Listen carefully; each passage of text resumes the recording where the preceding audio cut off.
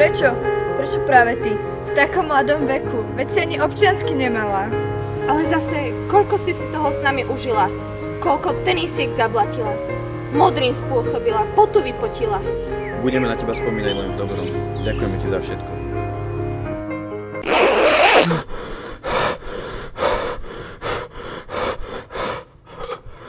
Poďte si s nami užiť posledný ročník a uvidíme, kto je najlepší. Či je lepšia Gvarza alebo GBZA.